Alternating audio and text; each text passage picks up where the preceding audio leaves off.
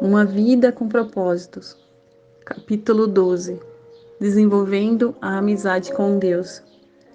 Ele oferece a sua amizade ao justo. Provérbios 3:32. Aproximem-se de Deus e eles se aproximam de vocês. Tiago 4:8. Você está tão perto de Deus quanto escolher estar. A exemplo de qualquer amizade, você deve se esforçar para desenvolver sua amizade com Deus. Isso não acontecerá por acidente. É necessário querer, ter tempo e energia. Se você deseja um vínculo mais profundo e íntimo com Deus, deve aprender a partilhar de forma honesta com Ele os seus sentimentos. Ter confiança quando Ele pedir para fazer algo, aprender a se importar com aquilo com que Ele se importa e desejar sua amizade mais do que outra coisa.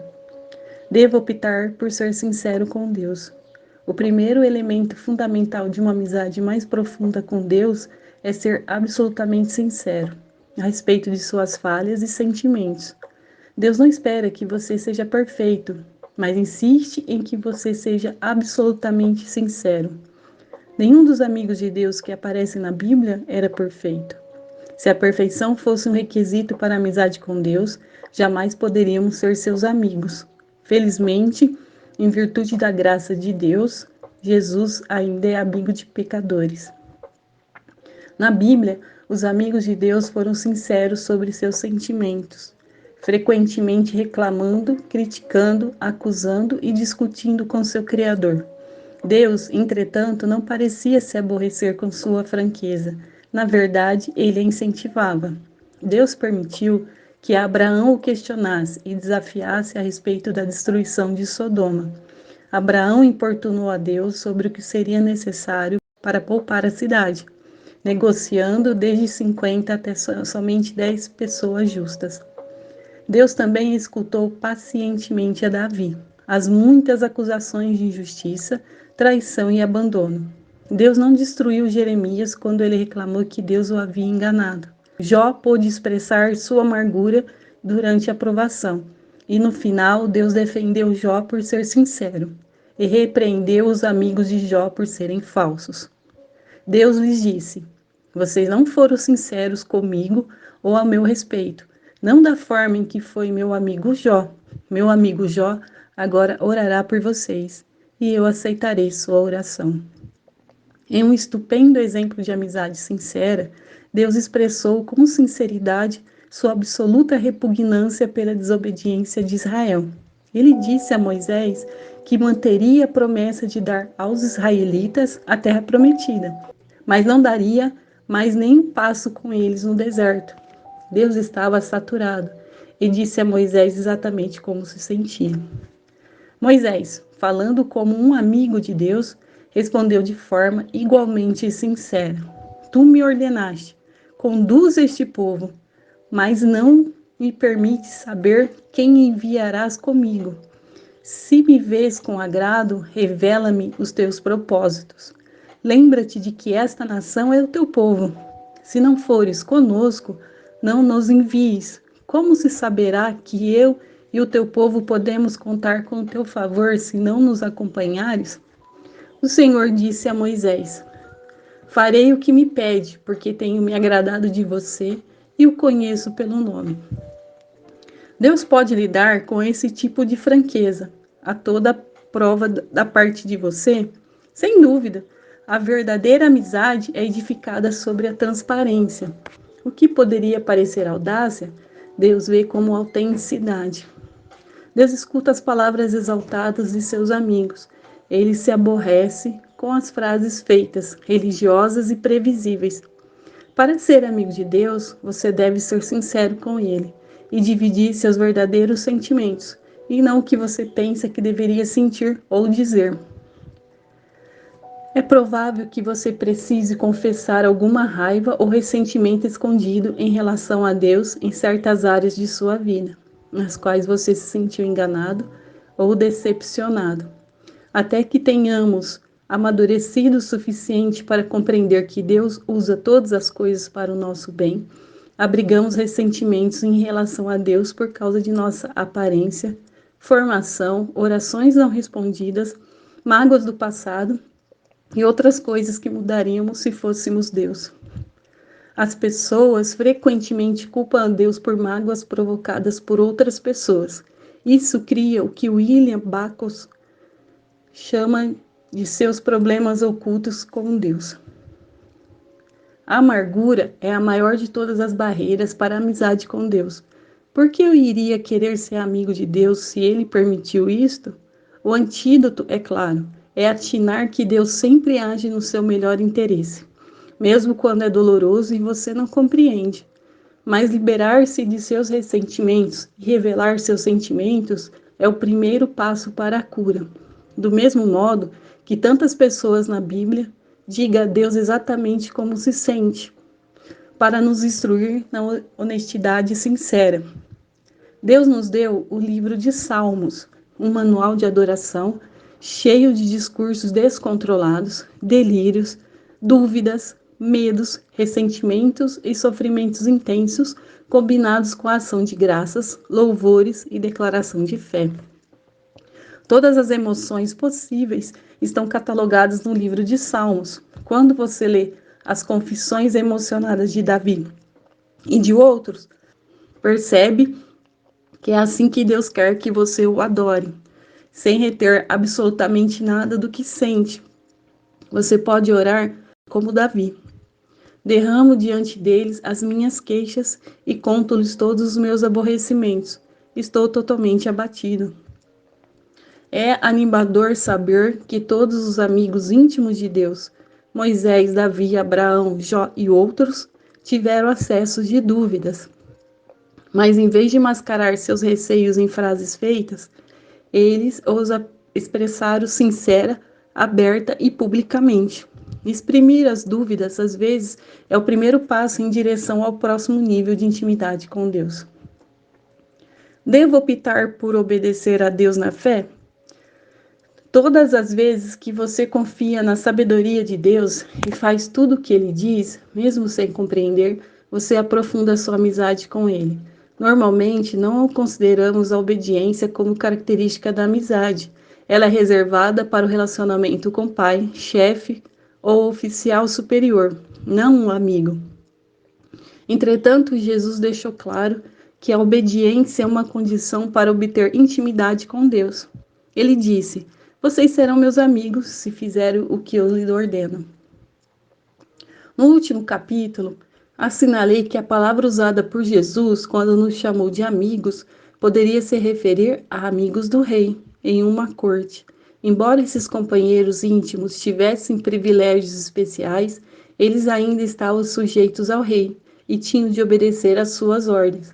Somos amigos de Deus, mas não somos seus iguais. Ele é o nosso amado líder e nós o seguimos. Obedecemos a Deus não por obrigação, medo ou imposição, mas porque o amamos e confiamos que Ele sabe o que é melhor para nós. Queremos seguir a Cristo em virtude da gratidão que sentimos por tudo que Ele nos fez. E quanto mais de perto nós o seguimos, mais intensa a nossa amizade se torna. Os incrédulos normalmente pensam que os cristãos obedecem por obrigação, culpa ou medo de ser punidos, mas o oposto é que é verdadeiro. Por termos sido perdoados e libertos, obedecemos por amor. Nossa obediência nos traz grande alegria. Jesus disse: "Como o Pai me amou, assim eu os amei. Permaneçam no meu amor. Se vocês obedecerem os meus mandamentos, permanecerão no meu amor, assim como tenho obedecido aos mandamentos de meu Pai, e em seu amor permaneço. Tenho-lhes dito essas palavras para que a minha alegria esteja em vocês e a alegria de vocês seja completa." Repare, Jesus espera que façamos somente o que Ele fez com o Pai. Seu relacionamento com o Pai é um modelo para o nosso relacionamento com Ele. Jesus fez tudo o que o Pai pediu que Ele fizesse, graças ao amor. A verdadeira amizade não é indolente, ela age. Quando Jesus nos pede que amemos os outros, ajudemos os necessitados, dividamos nossos recursos, conservemos nossa fé limpa, perdoemos e levemos outros a Ele, o amor nos estimula a obedecer imediatamente. Somos frequentemente desafiados a fazer grandes coisas para Deus. Na realidade, Deus fica mais satisfeito quando fazemos pequenas coisas para Ele, por amor. Elas podem passar desapercebidas de outras pessoas, mas Deus as observa e as considera atos de adoração. Grandes oportunidades podem acontecer uma única vez durante toda a vida, mas pequenas oportunidades nos cercam todos os dias. Mesmo por um simples ato, como dizer a verdade, ser gentil e animar os outros, trazemos um sorriso à face de Deus. Deus guarda simples atos de obediência como se fosse um tesouro, mais do que orações, louvores ou ofertas. A Bíblia diz: o que agrada mais o Senhor, holocaustos e sacrifícios ou obediência à sua voz? É melhor obedecer do que sacrificar. Jesus iniciou seu ministério público com a idade de 30 anos, ao ser batizado por João. Naquele momento, Deus falou do céu: este é meu filho amado e estou plenamente satisfeito com ele. O que Jesus vinha fazendo durante 30 anos que agradava tanto a Deus? A Bíblia não diz nada sobre esses anos desconhecidos. Então foi com eles para Nazaré e era-lhes obediente. 30 anos agradando a Deus foram resumidos em 3 palavras: era-lhes obediente. Devo optar por valorizar o que Deus valoriza. É isso que os amigos fazem. Importam-se com o que é importante para a outra pessoa. Quanto mais você se torna amigo de Deus, mais se importa com as coisas com as quais ele se importa. Sofre com as coisas porque ele sofre e se alegra com as coisas que lhe dão prazer. Paulo é o melhor exemplo disso. As prioridades de Deus eram suas prioridades e os desejos de Deus eram seus. O que me deixa tão transtornado é preocupar-me tanto com vocês. Esse é o zelo de Deus que queima dentro de mim. Davi se sentia da mesma forma. O zelo pela tua casa me consome, e o insulto daqueles que te insultam caem sobre mim. O que importa mais para Deus? A redenção do seu povo. Ele quer que todos os seus filhos perdidos sejam achados. Este é o único motivo pelo qual Jesus veio à Terra. A coisa mais preciosa ao coração de Deus é a morte de seu filho. A segunda coisa mais preciosa é quando seus filhos comunicam essas novas a outras pessoas.